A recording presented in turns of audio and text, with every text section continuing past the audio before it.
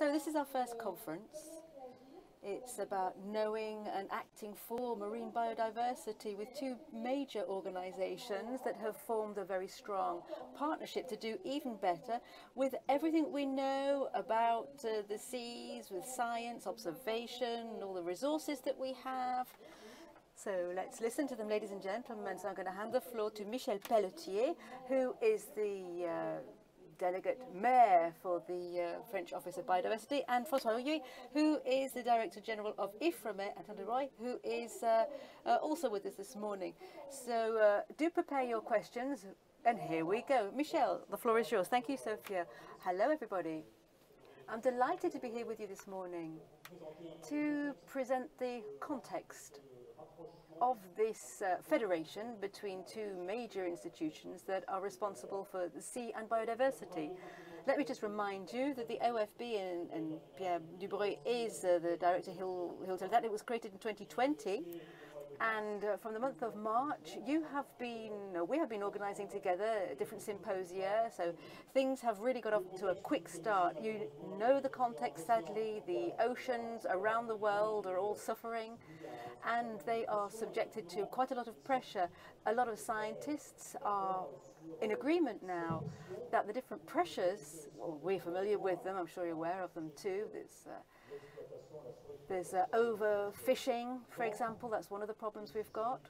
There are subjects pertaining to invasive species, and also the ballast from the ships, but not only. They've got the blue crabs in the Mediterranean, which is in the news.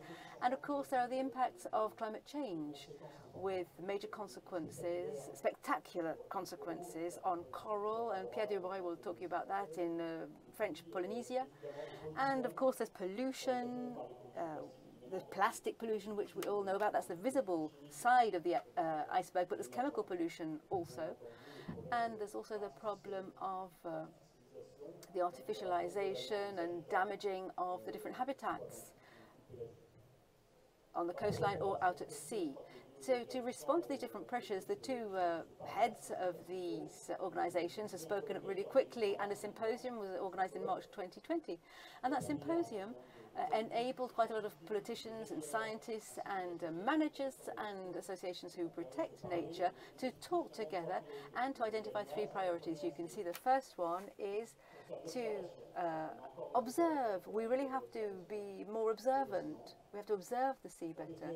The second conclusion is that research has to fuel expert decisions. Expertise is a well-known profession at the French Office of Biodiversity, because we need that expertise to help make decisions, and the managers of the protected areas can help us.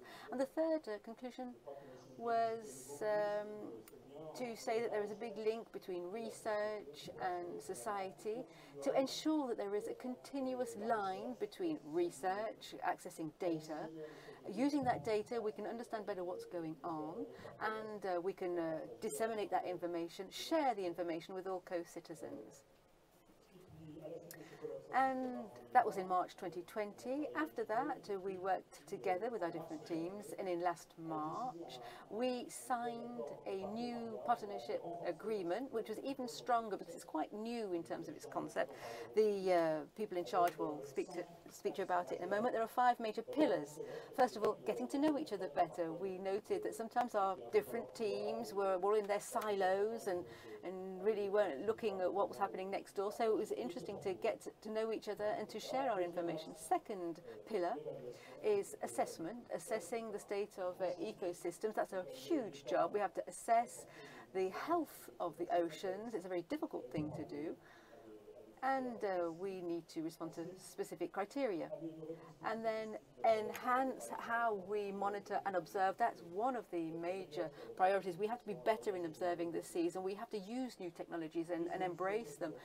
Different management solutions need to be found to reduce pressure, of course, by using these marine protected areas, which are managed by the French Biodiversity Office. And there's also an absolute need to showcase the work which is carried out, because researchers work hard, but we lack that final link in the chain. We don't showcase all of that hard work. We need to tell the managers, the decision takers, and the public at large. We want them to know what's going on so that they can draw consequences. So that's the context. I'm going to hand the floor now to the bosses of the agencies, and they will be able to tell you about the work which they are going to undertake after having signed this partnership. So Pierre Dubreuil, Managing Director of the French Office of Biodiversity, is going to talk about the question of observation and surveillance and assessment. My microphone doesn't seem to be working. Ah, that's better. Hello, everybody. Thank you, Michel. I'm absolutely delighted to be participating in this first conference in the French Pavilion, and it's so great that it's devoted to the sea and to oceans. It just demonstrates how important this message is. The President of France was here yesterday.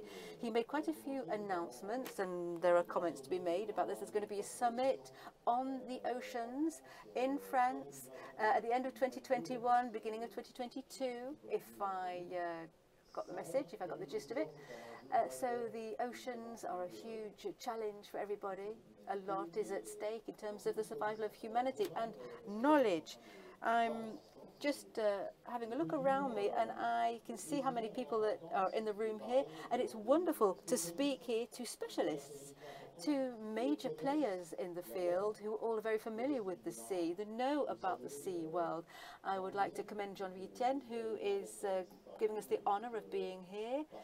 And because of his past activities and future projects, he is going to help people get to know better the seas and the ocean, which is very a bit of a mystery to many of us. So there, of the three milieus, it's the one that we know least about, and there's a lot more for us to learn. In fact, there are riches that we have yet to discover, and we are working it. I would also like to salute the Minister of Culture and the Environment from Polynesia, who's giving us the great honor of being. I'd like to give a round of applause to the Minister from Polynesia, please. We met in Polynesia a short time ago. It's hard in Polynesia right now. I'd like to salute all of those colleagues from overseas. You're going through a very difficult health situation. Thank you very much for being with us here to represent the treasures of biodiversity that you have in French Polynesia. And they're all under threat right now on many fronts through this question of the corals. And I'd also like to commend the head of the natural marine parks. I think we've got a manager of a marine park here with us. And I can't see him, I've lost him. He's due to be here. And the marine nature parks are very, very important. I would just like to say something, because we are not going to comment on all of the slides because we're here to discuss an exchange. But with Ifremer, well, Francois and I knew each other, met each other a long time ago. We know that the challenge is so immense, facing up to the poor situation in which the marine environment is finding itself, to the damage which is being done to biodiversity on the coasts or out in the deeper seas. It is just so vital that we bring down the barriers that separate us and unite our forces, because biodiversity is all about interdependency. It's all about interaction. And if the different organizations involved in research and knowledge and public authorities aren't able to get together and unite their forces to serve these challenges, which are bigger than all of us, and we know that the time is short, then we will not be doing our job, which is why we quickly got around the table to organize our symposium, and we decided to unite our agents who are working together and make sure that we launched so many projects and we moved faster. So the main priority is to observe. As you know, in the previous slide, there were the words know in order to act. Knowing in order to act sums up how complementary Ifremer are and the French Biodiversity Office, because there have been several mergers, there have been different agencies of marine protected areas in the past, and then there was the French Biodiversity Office. However, there's been some mergers. We are combining knowledge through research, through data, and we're combining that with action. And I really feel that this is how we can explain the very principle, the direction which we're giving to our agreement, because Ifremer is a major research organization. It has top quality research in ecosystems out in the sea. And of course, we are an organization that gathers data. The law enables us or obliges us to be a portal for data on biodiversity, all milieux. We can have access to data on the marine environment, and we can give that, we can diffuse that to the public, so that they can understand it better. We need the public to understand the oceans, and we need the audience and the public to be able to act also. And I would like to conclude on that point quite quickly. Acting, that means that there are marine territories. Let's take the marine nature parks. These are areas where we manage biodiversity, and that's not a bad thing. It's a good thing to manage biodiversity. We can be focusing on a beach, for example. We gather people on the beach and say, this is your territory. There are pressures exerted on it. We are giving you knowledge. Now, how are you going to better manage your beach so that you can manage the living beings and biodiversity? And that's interaction between management, research, and knowledge. Well, that's what we need to protect marine biodiversity. I'm going to stop there, and I'm going to hand the floor over. Thank you very much. Hello, everybody, for these words. I just want to look at this previous slide, which demonstrates the importance of our partnership and this chain of knowledge from research all the way through to action. And we are complementary. We have things that we can do together. There are areas in which we specialize, and the areas where we really need to collaborate, because the marine environment is a wonderful example for us all, because here it's essential for the OFB to work with us, and it's coherent with the public research establishments, which have to be involved in open science, science which is open to civilians and the citizens. And on the other hand, we have to gather into the system different players and the data. I would like to point out Vladimir Abinin, who's with us. He's the Executive Secretary of the Oceanographic Commission. And Sophie Panola is also here. She's in charge of the National Council for the Sea and the Coastline.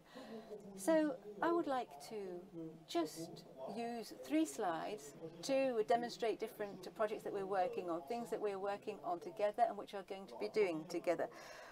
The first illustration, I'm not going to go too far into detail, is a subject which we have talked about a lot in recent times. It's a subject which the OFB is involved in. It's a question of accidental capturing of cetaceans. So what we have done, working with the ministries and working with the Secretary of State in charge of biodiversity, and it also involves the Minister of the Seas and the Minister of Research, to go even further down this avenue in this field. We have set up a major program between the OFB, the CNRS, Rochelle University and Ifremer, to integrate into the Gulf of Gascony and not only focus on fishing and capturing dolphins, but to understand the entire ecosystem, because the Gulf of Gascony, as you know, there are some small animals which are consumed by the dolphins, which eat the plankton, and it's all involved in the climate, and we have to understand the entire ecosystem, and we mustn't just focus on that unhappy interaction. So we have set up a program which we're going to set up now, and we're going to put it forward to the different ministers, and we're going to try and implement it in the coming years. So there's a very scientific aspect, and there's also an action acts, if you like. So we are going to try and reduce this pressure on the populations. So how can we show how can we showcase this second priority? And we have decided to add research to scientific expertise. And let's take an example with environmental DNA. We started a network of observation. So what we do is we collect water, so we can see which living creatures are in the water, and we feel that future environmental research will be based on such method, on similar method, and that will help us upgrade the way we assess seawater quality. And so we can observe, monitor the health, sanitary aspect of water. And we do think, we're convinced that our tools are more research-based tools for the moment, but in the future, when we test our new methods, our new networks, we will deploy them along with water agencies so that we can have more effective networks. I just gave you 2 examples of the projects we're carrying out. And now our third priority is science opening up to society.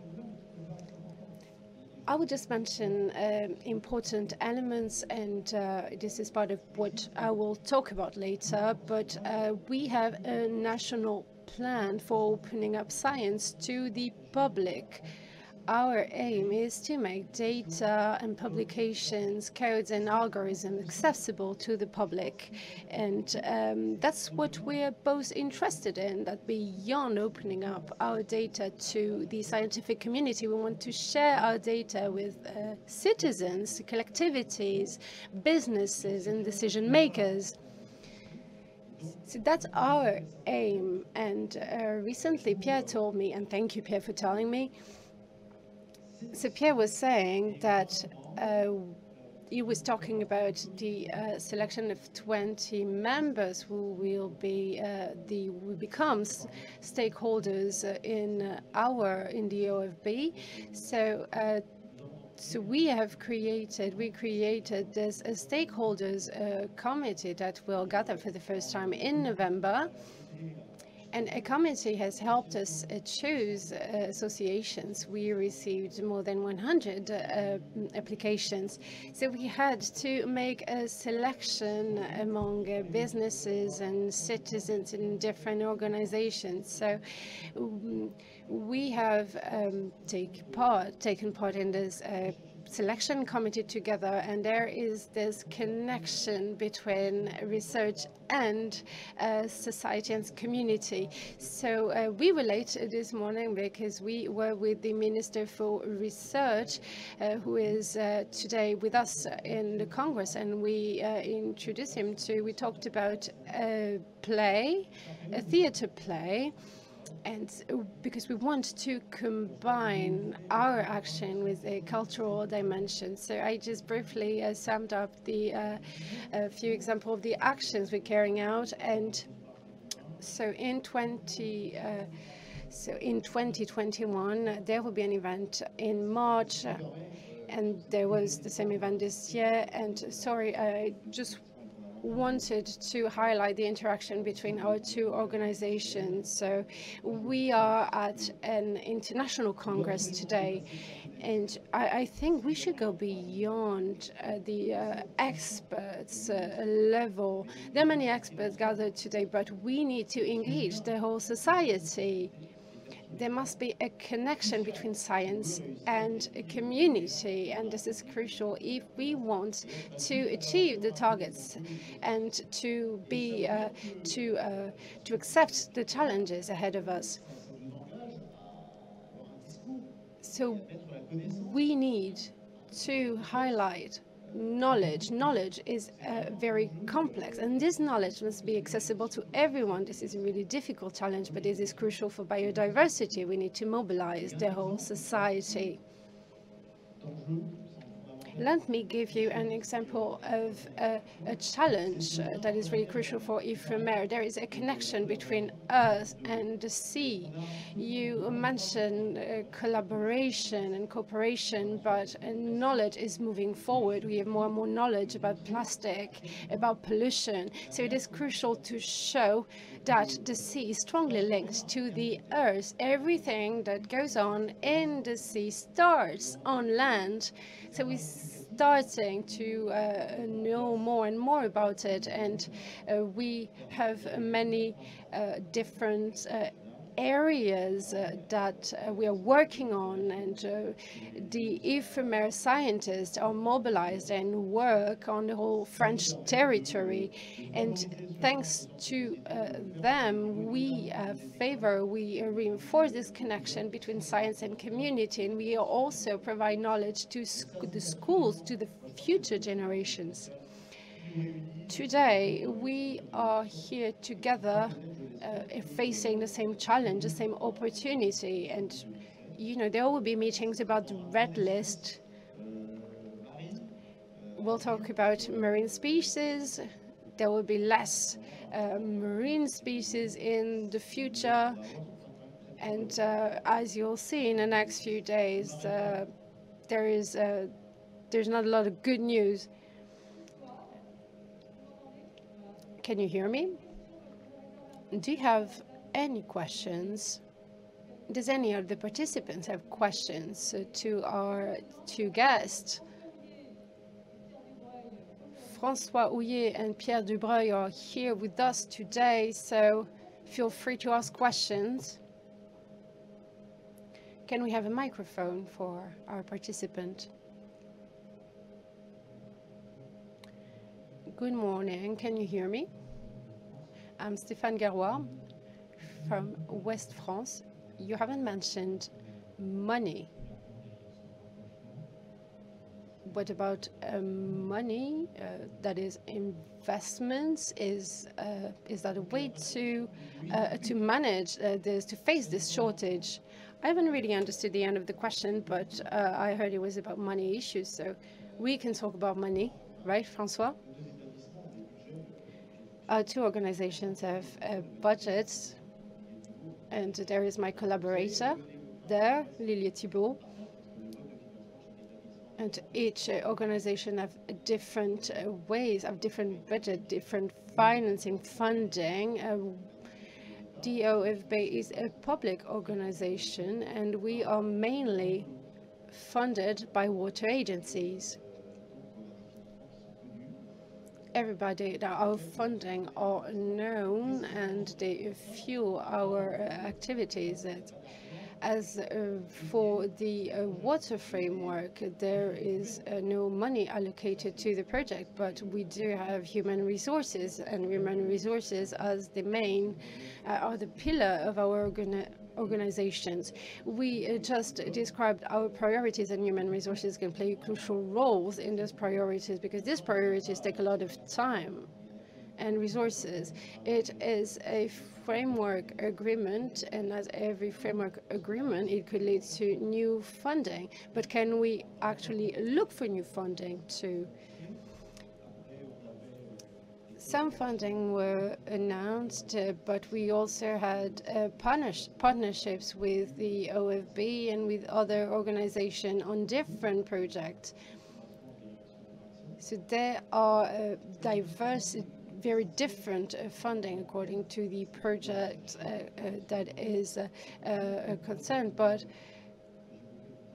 so if I mentioned a specific project about the management of ocean population in the Gascogne Gulf, so we did an estimate of the cost, and there are so we would need millions of euros and not hundreds and thousands of euros. So we need to understand what is going on between fishermen, the ecosystems. There's a lot of research involved. So the ministry finances different projects also.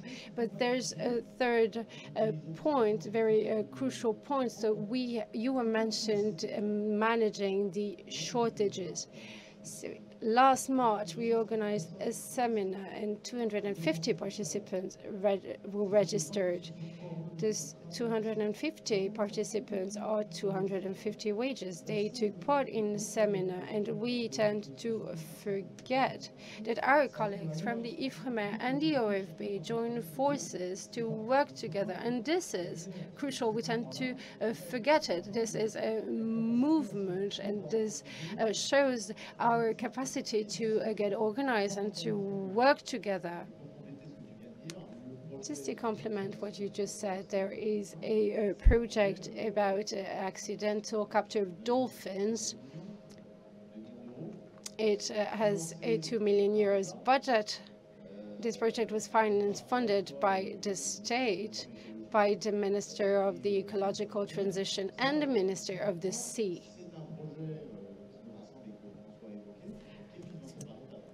This project involves both of us and is funded by the state.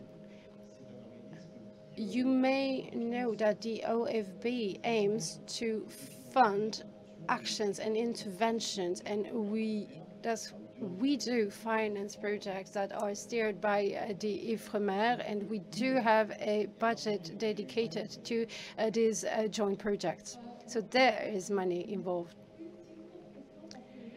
Last questions, as the director of the French Pavilion has to take the floor, and we can take a last question. I am the inter-regional director of the Sea, and I wanted to know what you think about the announcement made by the President yesterday. So there will be some changes with an increase. What do you think about what was announced yesterday? It is really difficult for civil servants such as I am to comment on the President's announcement. So what can I say? I think this announcement is good news. The President has announced a few figures, and this is great news. But our institutions, such as ours, the Ifremer and OFB, will have to implement these announcements and to make them reality. I think this is an ambitious target, but not quite. I don't think it's bad news. It's good news. We can take a last question from Polynesia. Good morning, everyone.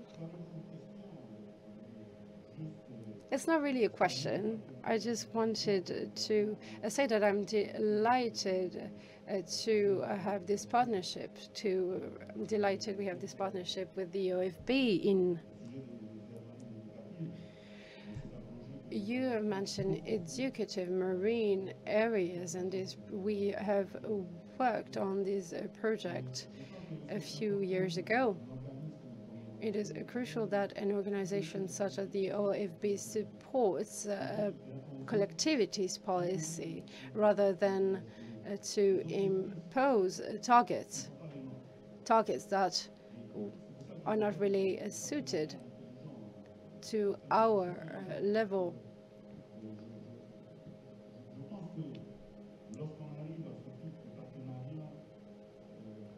And we have managed to set up this partnership. It is a way of decolonizing. And sometimes we compare science to traditional knowledge. And through this partnership, we can combine both of them. We cannot erase 2,000 years knowledge because we have degrees and diplomas. What I mean is that indigenous people have successfully managed their own worlds. So when you you build something jointly together and successfully, and it is a great success. And this partnership with the OFB is an example, can lead the way for future partnerships that will have the same objective, the same target, that is to build partnerships together. Thank you very much. Thank you, Mr. Houllier. Thank you, Mr. Dubreuil. Thank you, Mr. Pelletier. Thank you, Nadia, for this first event. You have now inaugurated the French Pavilion. So there will be a second session in 10 minutes, and we will talk about citizen science and the role of the national historical museums with partnerships in different countries such as Germany. Thank you. If you're interested in participative sciences, I would encourage you to come into the French Pavilion and sit down. I've got plenty of lovely things to show you. I've got videos, I've got some interesting speeches and speakers. And we're going to talk about a participative approach, getting citizens on board to work with scientists, to observe nature, to get involved in different protocols. So how can citizens be encouraged to join on scientific adventures? So I'm going to make a very quick introduction to say that we're a huge group of different museums. We're the French Natural History Museums, and we call ourselves the Big 12 of museums, because there are 12 of us involved in this project. And the Big G12, as we like to call ourselves, that we have museums from Europe, from North America, and we share our knowledge and we pool our experience. What we're going to present to you today is our thought process, which is the fruit of the work of this G12 with different takes on the question, because we have different cultures, we have different contexts. We are more similar here in France with our German or Belgian or Dutch colleagues. However, in San Francisco in the United States, they have a lot of different cultures in California, for example. And so it's interesting to understand how people can become involved. And so all of this experience is being pooled.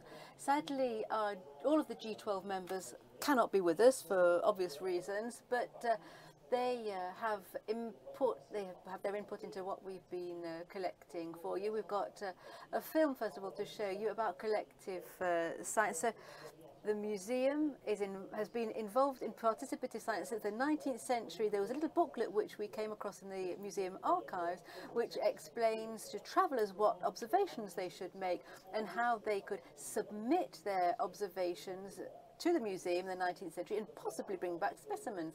And that is how the original of the giant panda has managed to come into the museum collection since several centuries. So we've got, the Chinese are really jealous of our records, but we've got those records in our archives.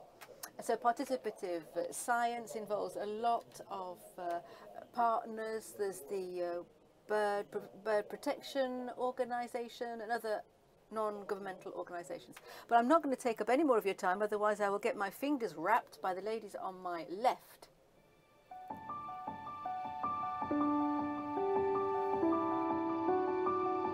Partout dans le monde, les sociétés sont confrontées à des défis environnementaux de grande ampleur. La rupture est majeure. Elle est marquée par le déclin des espèces, l'épuisement des ressources marines et du sol, ou encore la fragmentation des habitats et des écosystèmes. Ces défis environnementaux sous-tendent de grandes questions sociétales concernant la santé, l'alimentation, les aspects culturels ou la préservation de la vie et affectent l'avenir de notre planète. À la confluence des sciences naturelles et des sciences sociales, les muséums d'histoire naturelle sont particulièrement bien placés pour contribuer à relever ces défis. Dans les muséums d'histoire naturelle, scientifiques et citoyens ont toujours travaillé ensemble pour accroître nos connaissances sur la nature et valoriser le patrimoine naturel et culturel. C'est cette collaboration entre chercheurs et citoyens pour la production de connaissances scientifiques que l'on nomme science participative. face aux défis environnementaux urgents, ces collaborations entre les scientifiques, le grand public, les décideurs politiques et les acteurs associatifs et institutionnels sont plus importantes que jamais. En associant la recherche et le public d'une manière nouvelle et proactive, les sciences participatives ont un potentiel unique pour produire de nouvelles connaissances, pour engager les citoyens et leur donner les moyens d'agir. De tels projets se développent aujourd'hui dans un grand nombre de disciplines. Anthropologie, archéologie, études du patrimoine, astronomie, géologie, écologie, biologie. Plusieurs muséums à travers le monde se réunissent régulièrement pour partager informations et bonnes pratiques sur des questions communes. Les sciences participatives permettent de collecter des données en quantité ou en qualité qui seraient inaccessibles sans l'implication des citoyens en mobilisant des connaissances individuelles ou propres à un groupe d'acteurs et créant ainsi une forme d'intelligence collective. C'est aussi une source d'innovation pour l'expertise, les collections et la recherche, en renouvelant les pratiques, les méthodes et les enjeux. Dans une époque de multiplication des données, les sciences participatives permettent de construire, d'échanger ou de diffuser des connaissances entre acteurs scientifiques et non scientifiques. Elles contribuent ainsi à renforcer leurs connaissances et leur capacité à agir.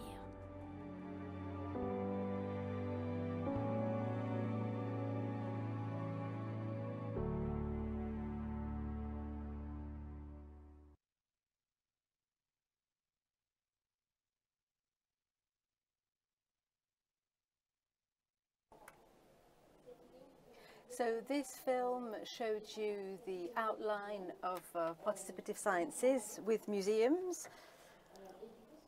And what we're going to try and do now is to go deeper into detail and give you some examples of projects. These are projects that are carried out by the Natural History Museum in Paris, but also other museums in Berlin, for example, the Natural History Museum in Brussels, Los Angeles, and Chicago. So we have organized our examples into three categories. On the first hand, there are projects that help enrich collections, projects that do inventories of biodiversity, and there's another one which heightens the awareness of citizens on questions of biodiversity. So for the first part, we've got an initial project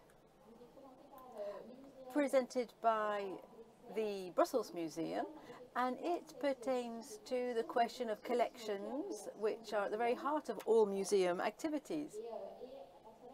And through those collections, there's also the descriptions that are made of the specimens that have been collected and the names that are given to them, because that is the first stage towards protecting those species. And so in our video, you probably saw the Belgian colleague saying how important it is to collect and to give names to the specimens. In fact, there's another video which will show you exactly that from the Brussels Museum.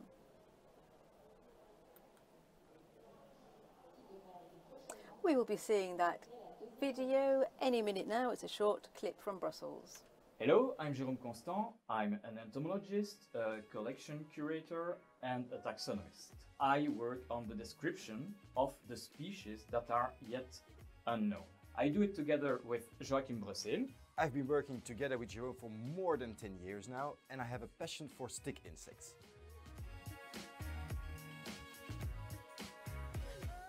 Our activity is to give a name to the species of insects.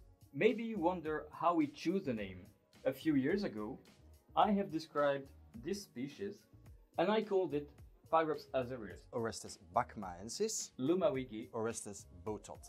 We described several species of stick insects. But what actually is a description? The description of a new species is actually a new chapter in the encyclopedia of the biodiversity on Earth. The more specimens we have, the more stable our description is. So it's important for us to receive that help from the citizen scientists to make our descriptions as complete as possible. They also help for the knowledge of the local fauna, for example, through platforms like iNaturalist And they can also contribute by participating into bioblitzes. During a bioblitz, scientists and citizens work together to make an inventory of fauna at a nearby location. We collect specimens, examine them together and mount them, and they end up in the scientific collection. Our institute is part of the European project EU Citizen Science. It's a platform where you can find trainings, resources, projects and activities on citizen science from all over Europe. If you're interested in learning more about citizen science, go and visit our platform.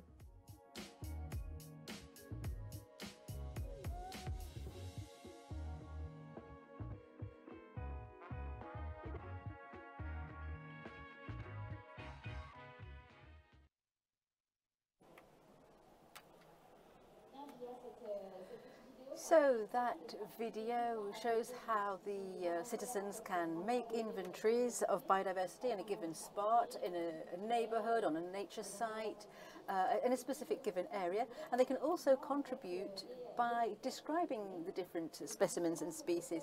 And that is what the Chicago Museum is doing also, which gets citizens involved in describing different microscopic plants and other specimens. And to do this, they have created an app which enables anybody to use a website and be able to measure these microscopic plants and to add details to the collection descriptions. And so with this data, which has been enriched by citizens, the taxonomists can then define priorities in their conservation work. And studies have shown that data that is generated by citizens is of excellent quality and is absolutely up to scratch, comparable with what researchers could come with. So the data is very solid and reliable, and it can be used for research purposes. So in these different projects, they involve students from universities, but also pupils from schools, from infant school all the way through to high school. And they work with them, they get the students, the pupils, the teachers, and the researchers all to work together. And the participants are not only enriching collections, because by participating, students are better understanding what scientists are doing, and it might help them to choose their studies, and they'll benefit from that experience. A third example, in terms of participative sciences and collections, we've got one called Herbonauts. It's by the Paris Museum. And in this occasion, participants are involved not describing specimens, but to transcribe the old labels from plant collections. So the citizens are used, they come and decode the old handwriting, identify the name places, the name of the people who found the plants and the names of the plants, and they write fresh labels. And that helps create a very rich database which will be of great use to scientists. Meanwhile, the scientists can identify missions. If they're working on research in New Caledonia, for example, they can contact the Herbonauts, as they're called, and ask them to work on labels pertaining to New Caledonia. So it's a great two-way relationship between citizen participants who are not scientists with the researchers, and they can thus, therefore, enrich the museum collections.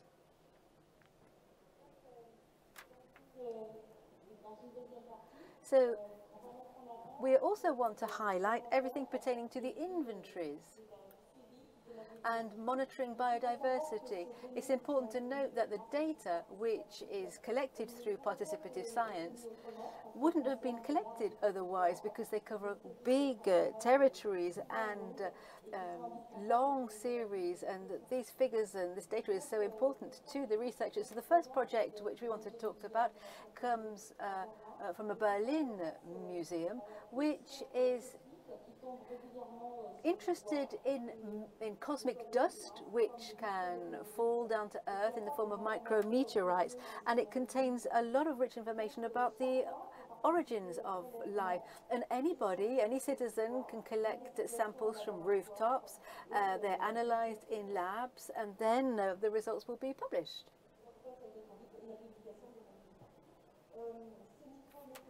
These micrometeorites are added to the collections. The participants are trained, and they develop skills on cosmic dust, and the participants become even more interested in natural sciences and geosciences, and this style of participation can be used elsewhere and adopted elsewhere. Another example, here we have monitoring, the temporal monitoring of common birds. This is headed by the the Society of Protection for Birds, and they collect long-term data. Mainly we're talking about naturalists here who have a lot of information, and they want to identify the state of the different bird populations. They can assess conservation projects and the impact of urban changes, i.e. intensification of farming and urbanization, etc.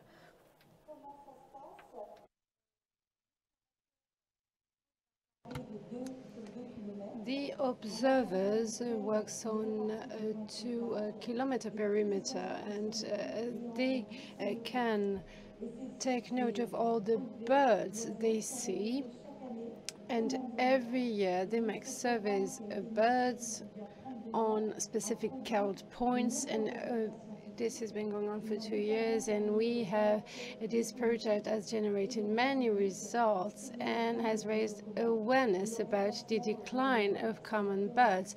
Common birds seem to go further north to adapt to climate change, and as you can see, we would have never got this data if non-professional and professional scientists hadn't joined forces. The Los Angeles Historical Museum asks citizens to observe nature in their neighborhood with their smartphones and digital devices. This project was started in 2016 as a competition between San Francisco and Los Angeles, and it is called the City Nature Challenge. Now it is an international event spread over 4 days. Both cities enter a competition, and they try to gather as many nature surveys and participants. 3.6 million observations have been made over 6 years, and these observations are accessible to scientists on a platform. Participants get to know their environment better. They can acquire more knowledge and raise awareness about nature.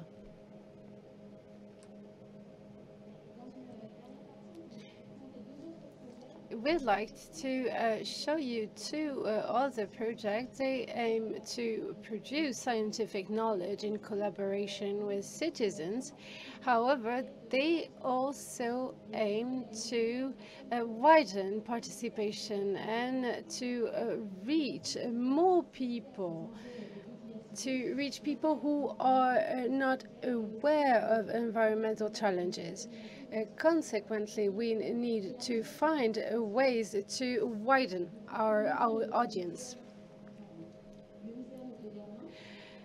The Berlin Museum has steered a project about the Nightingale bird. This is a really popular bird all around Germany. And the objective was for citizens to record the sound the bird make.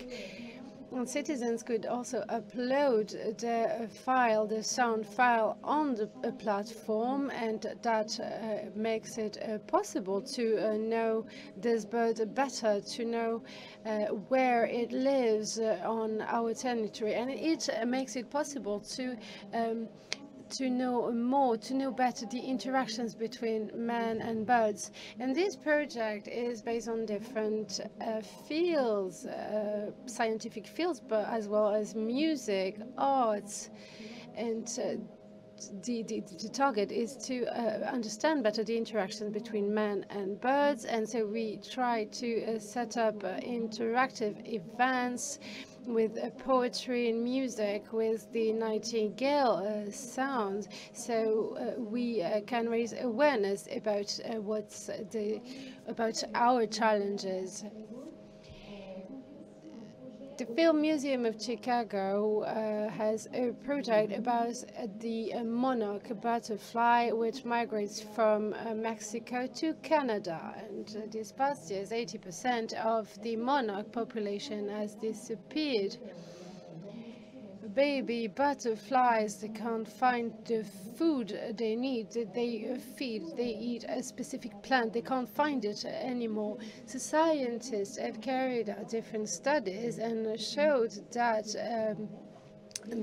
this food was present in urban areas. However, they needed more data from private areas, that is, citizens' balconies or gardens. So that's the reason why they needed citizens to go and collect data. So they had to collect data, that's for sure, but also to plant again the specific food the monarch needs. This project was carried out in English and in Spanish to reach as many citizens as possible.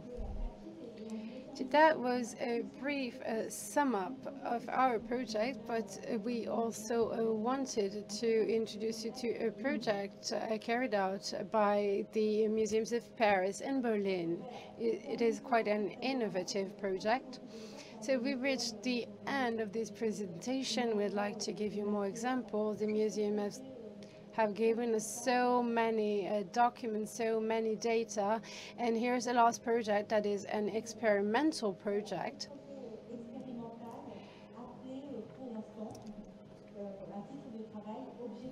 For the moment, it is called Lost Objects Regain Nature towards the collection of the Anthropocene. It was created following a common reflection between museums.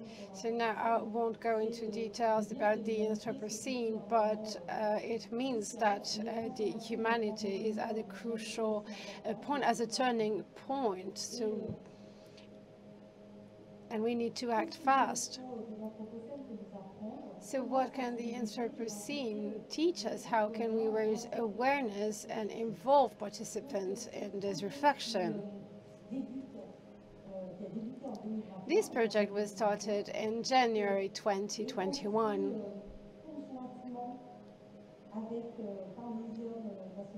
It is carried out by the Natural History Museum and another partner, and this project is funded by the German and the French ministries. This project has dedicated teams. It is a participative project with scientists, with guides, with IT developers. There are many different professions that work on these platforms. So this project has just started, and it aims at identifying what can objects and different artifacts collected by citizens can teach us about nature. A few decades ago, we have found objects and different artifacts, but we've forgotten about it. We've forgotten about what we found in the past, so we need to regain knowledge. Citizen science is a great tool because it helps citizens participate in science and document the changes and environmental changes. So what do we plan to do? Well, each participant will have the opportunity to share a document, for example. If you find any document about a specific transformation, you can share it, and you can also help build a narrative about the transformation.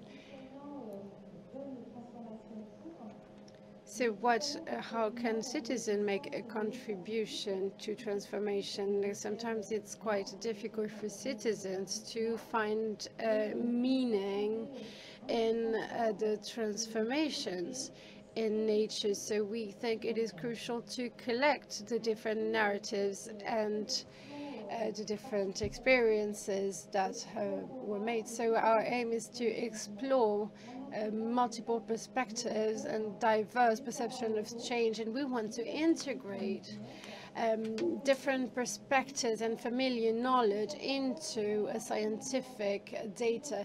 We want to show what is familiar, what is, we want to show transformations through objects. So how can we use the knowledge and the multiple perspectives? How can we better understand our ongoing transformations at the local and level?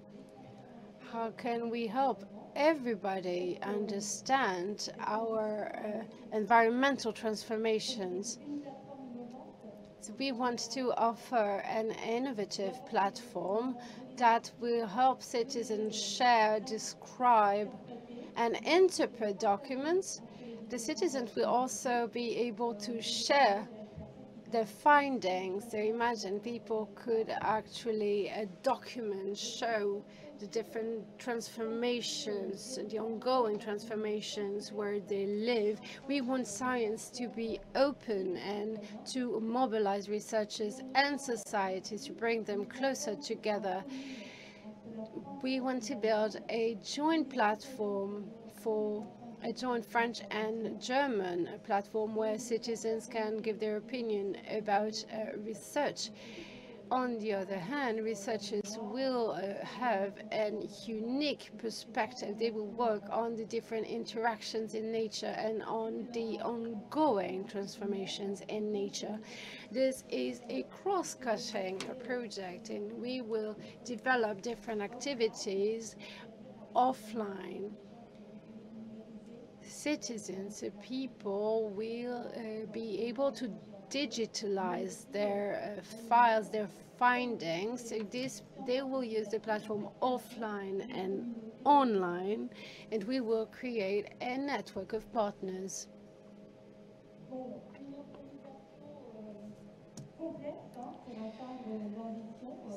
In order to reach our goal to open science to citizens, we have set up a quite complex structure. And to conclude with, we want to build bridges between different perspectives. We want to rethink the role of museums in the Anthropocene.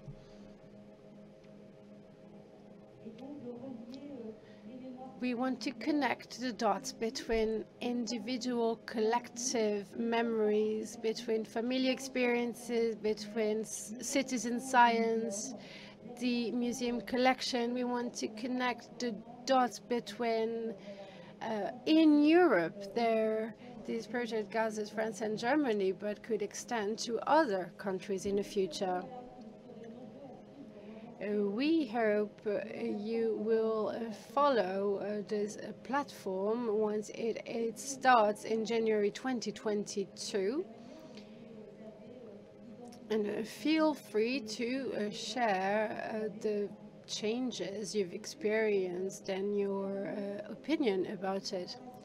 To conclude with, if you want more information about citizen science, you can go on the museum website, and you can also check different other websites. You've got a European website called EU Citizen Science. We've developed a website about citizen science with our partners, and finally there is an application dedicated to citizen science and museum partnership. Thanks for your attention.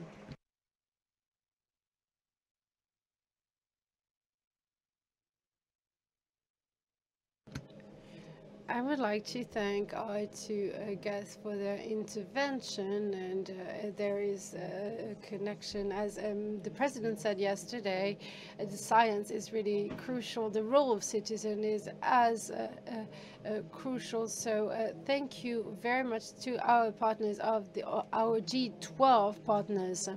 Thank you very much. In a few minutes, there will be an event steered by the municipality that will talk. They will talk about biodiversity and ecosystem services. Thank you. Good morning, everybody, and welcome to this roundtable. We have with us Benoît Payan, who is the mayor of Marseille. Hello and welcome. For this roundtable, we have Benoît Payan, mayor of Marseille, Virginius Sinkevicius, who is European Commissioner for the Environment, the Oceans and Fishing. We have Patricia Rickar, who is President of the Oceanographic Institute, Paul Rickar. And we also have Fabien Perez, who is the Councillor for European Funds. We are, this morning, going to talk about the role Marseille has to play as a capital of the Mediterranean basin. And we are going to talk about this subject, and it's about time to talk about it, but even more, it's about time to act. The IPCC report has talked about fires, floods, hurricanes over recent weeks, and they illustrate clearly that there really is general overall climatic change. There's a lot going on at different levels. At Europe, for example, Europe has a Green Pact now, with the goal by 2050 to be climatically neutral, and above and beyond that, Europe will be supporting 100 green cities in Europe with a goal for 2030, and these 100 of these cities will all be leaders to inspire other towns and regions. So, the Mayor of Marseille, I would like to thank you very much for hosting this Congress. Marseille is back. Marseille is capital of the South. So what kind of ambitions does your city hold, Mr. Mayor? What can cities in general do? And what in particular can Marseille do on questions of biodiversity and climate change? Well, thank you very much.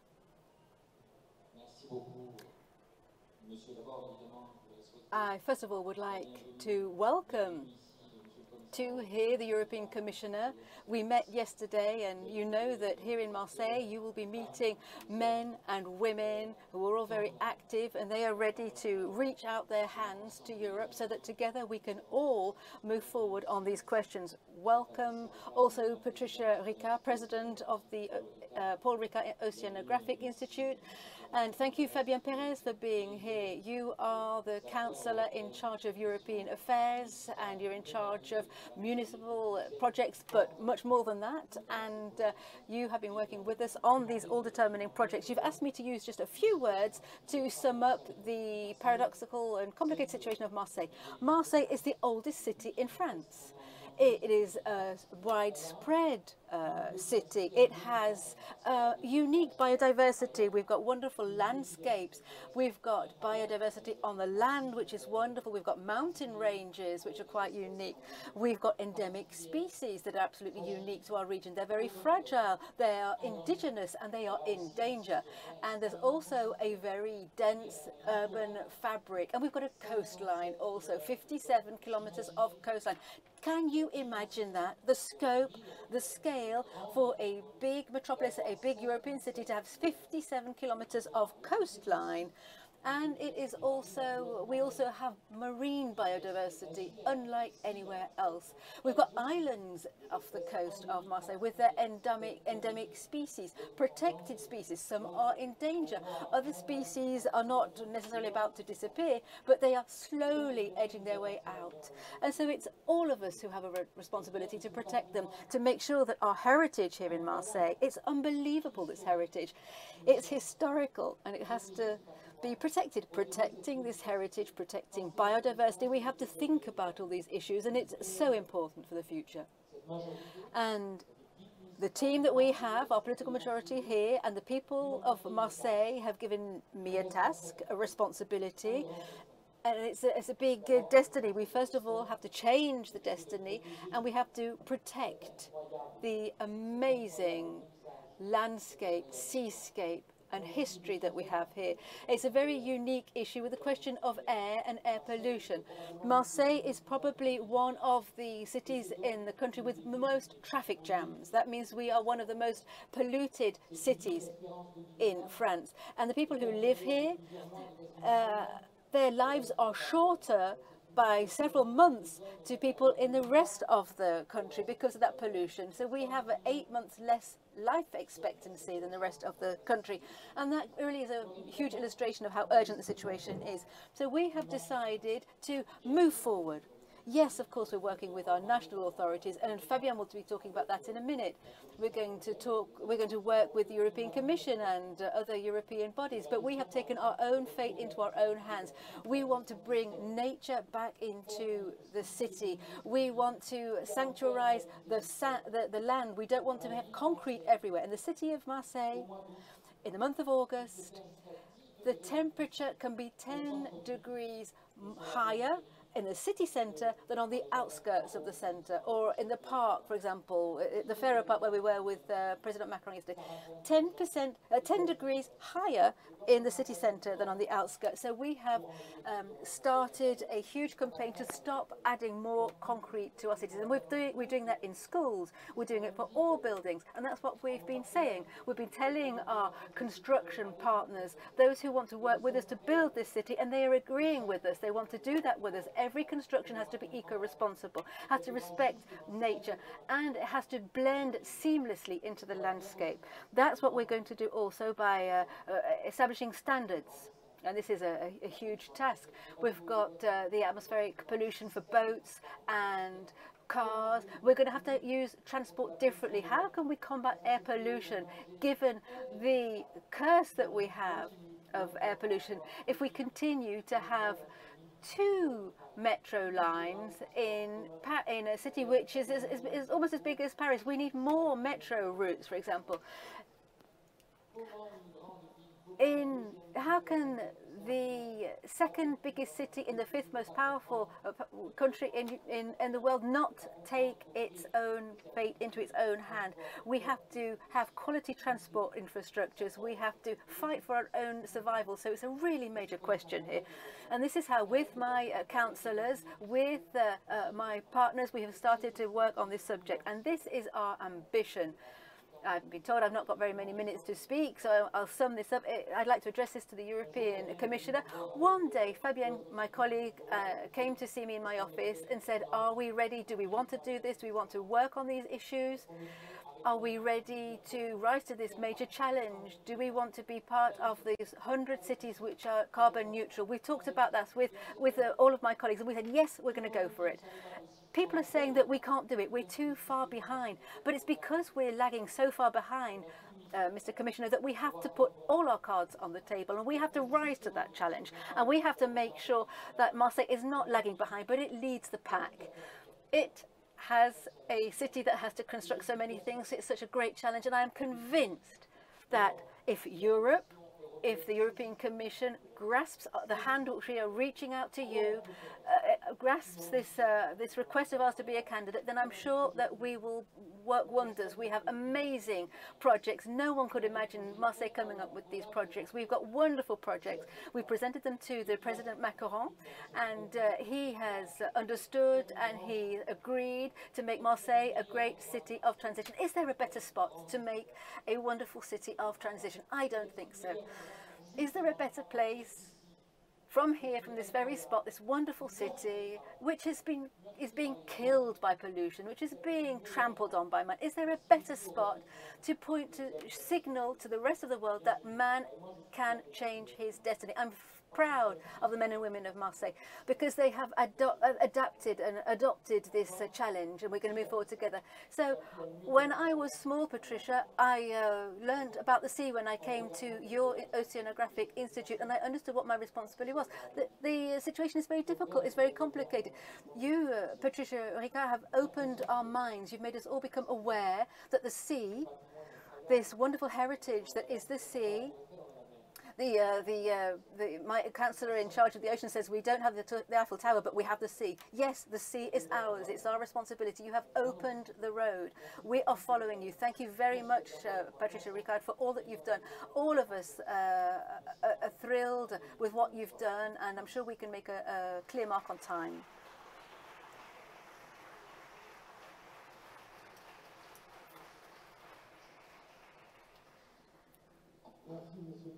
Thank you very much, the Mayor.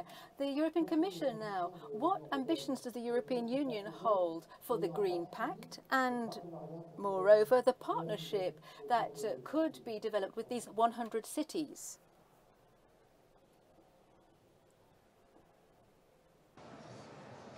Thank you very much, and good morning to everyone. It's my great honor and privilege to be here today with you.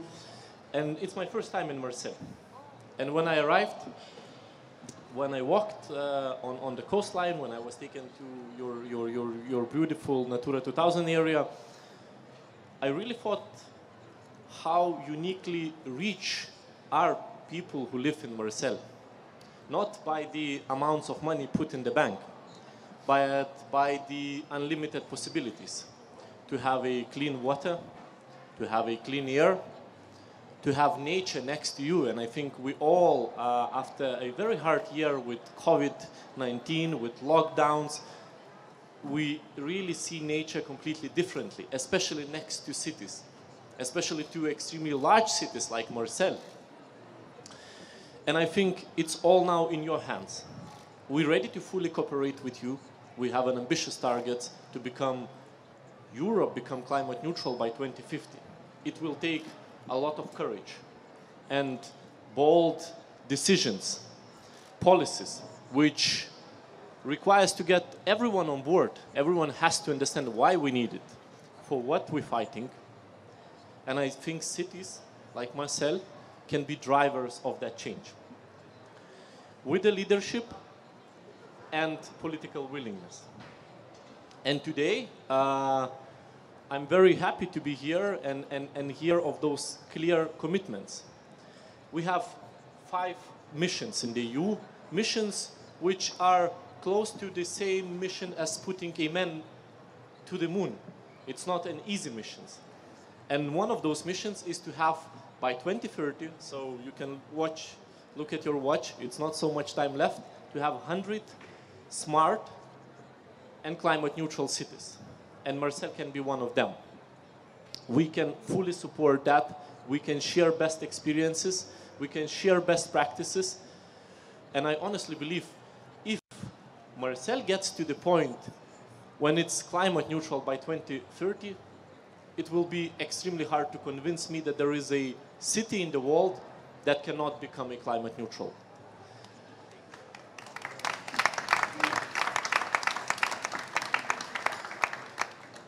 The truth is today that cities are part of the issue. 70% of CO2 emissions comes from the cities. So of course, cities need to be the ones that acting first. And I already clearly hear those some great ideas that the mayor has for a city, his team has for a city, but to implement it, the mayor will need support of all people in Marseille, of every neighborhood.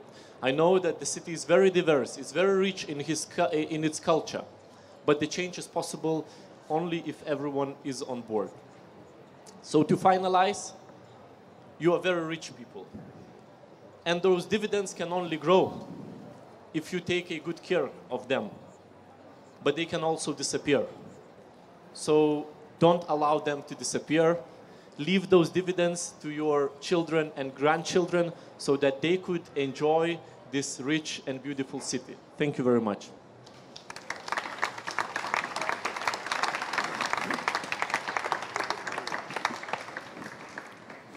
Merci, monsieur. Thank you very much, Commissioner.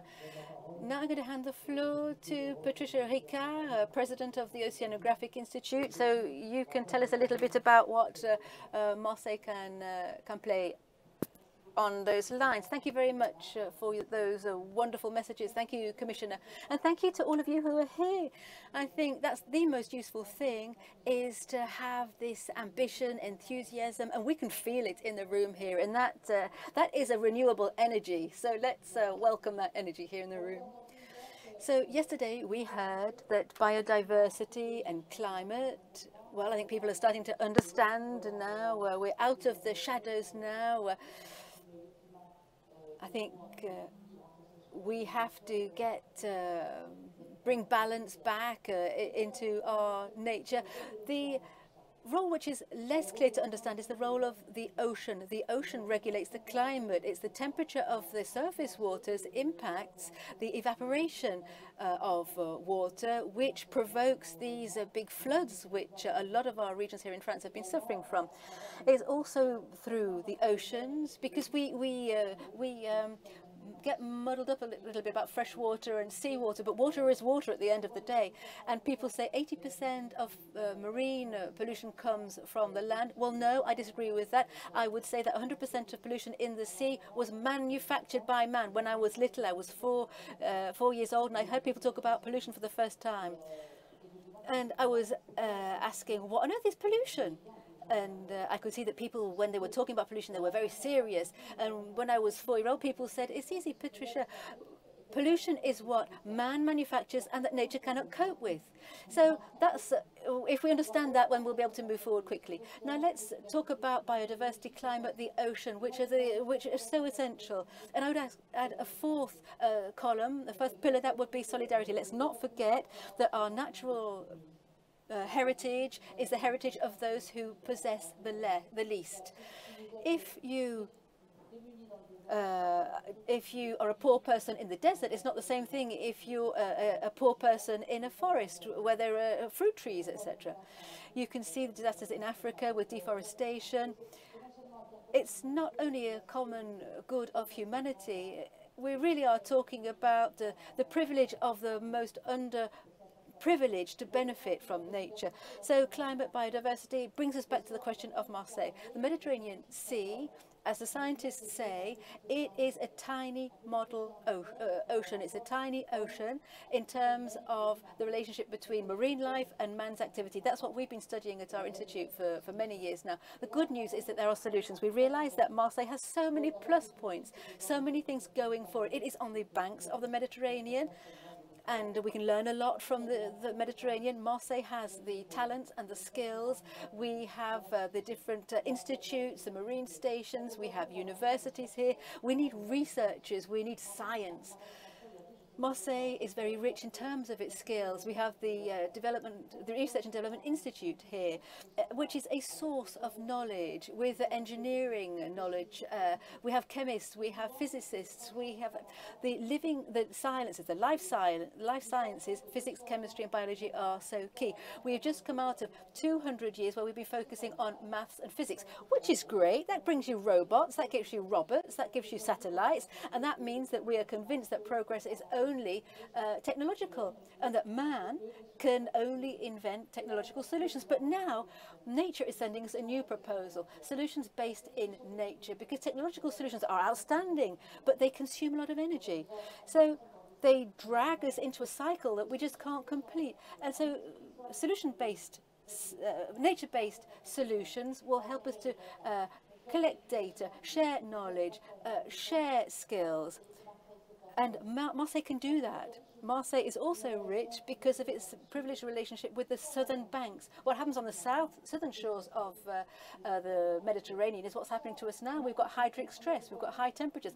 We've got neighbours who can control that very well now, and they've been doing that for a long time. Marseille has a long history. When you visit the old monuments, have you seen how thick the walls are? Have you seen how the water flowed through the aqueducts built by the Romans? Marseille has been around since the Romans and the Greeks. Surely we must be up to their knowledge after all this time. We have everything we need, and we have, because we've been so spoiled by geography, by history, by the Mediterranean Sea, by biodiversity, which is absolutely outstanding here, I think we have to hope. We have a duty to be hopeful. And I would like to say to our children, we should throw out those history books full of wars, and let's give our children books full of hope and nice projects. So long life to Marseille, and let's think ocean, climate, biodiversity, and the rest. Thank you very much.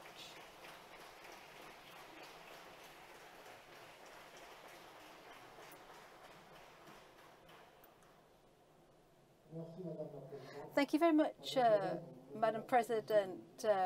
Dr. President, you are in charge of the European policies here in Marseille, and you are saying to. Can you tell us today what progress has been made in the projects? Thank you very much, everyone. Thank you, Commissioner. We are proud to have you here today. And we're delighted you love Marseille. Marseille has a lot of charm, and as you know, the president was here for 3 days, and he was under the charm of the city that can take its fate into its own hands. And while the president was here, he saw that the city wants to move forward, but now we have a unique opportunity with Europe. Now Marseille has a new team, a new executive team, and now we are ready to take on the climate challenge. Now we can take part in this project with 100 decarbonated cities. The European Commission wants to reduce greenhouse gases emission by 50% under the framework of the Green Deal. And the Green Deal says that greenhouse gases emissions have to be eliminated by 2050. So here we have this new project with the 100 green cities. This is an opportunity, and we started from taking stock of the situation, and pollution here is mainly caused by its inhabitants. And this means that if we want to reach the transition, we need a bottom-up approach. We need to start with citizens, and this is a new opportunity for Marseille. First of all, because there is a strong political awareness, political and citizen awareness of the problem. We want things to change, not for us, but for our children and our grandchildren, to preserve the beauty of our territory. We do not have choice anymore. We need to start with nature. So we started collaborating with different members of the municipality, with Christine or Sebastian, and together we have sent our application. So it is a call for interest, which means that during the first semester of 2022, cities will express their interest for the project, and the European Commission will make a selection by 2023. Marseille has many treasures to offer many stakeholders. There are many stakeholders. Many of them are isolated, but many of them have ideas to eliminate pollution, to get out of this vicious circle. So all we have to do is make a connection between the different stakeholders. And we were impressed because we have found out that there are so many actors, so many stakeholders acting on the forefront. And the city, the municipality, will be here to help us, will bring funding, and it will also offer its expertise. And as you know, we need skills, we need an expertise in the field of climate change. And the municipality will help stakeholders regain hope, build support, and find solutions. So Marseille will fight and it is a fascinating project. We will do everything we can to be selected, and we understood that there are two keywords. First of all, innovation. We have a lot of innovation, and we'll keep on making suggestions so that we can issue as many projects as possible to reduce greenhouse gases emission. And secondly, we can mobilize our citizens. Thank you for being here.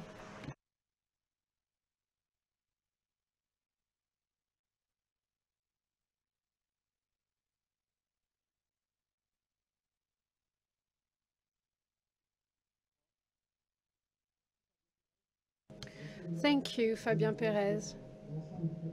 Mr. Mayor, we can't have a technological innovation without our actions. I'll leave you to your own conclusion. I cannot make a conclusion. We are at the beginning of a new process. We need to work together. This process isn't concluding, it is starting. And once again, thank you, Commissioner, for your kind words, for your enthusiasm, and for this roadmap you have given us. Thank you, Mrs. President, for your words and for showing us that we need to convince the youth. And you have mentioned something I really care about, something I mentioned yesterday when we opened this new Congress. There can't be climate change. There can't be a change if we don't focus our efforts, if we don't work with women and with young people. It is our responsibility to include them in our fight, and that's how we will draft our policies, and we will act. We are at the starting point. We are at the start of a new process, and that's how we leave something positive for the next generations. We will leave our actions to the new generations. New generation will be in charge very soon, and they will bear the burden of climate change. And their own action will decide on the fate of the next generations. That is why we have the responsibility to act, and that's why that you will find here partners with our citizens, with our municipality. You will find committed, humble partners that we also have a lot of hope, and that will be determined. That's what we owe to the next generation. So once again, thank you all. Thank you for being here. Without you, nothing is ever possible. We need your determination. We need you to mobilize. We need you, citizens of Marseille, citizens of the world. Without you, we cannot do anything. We need each other to take on this challenge. Thank you.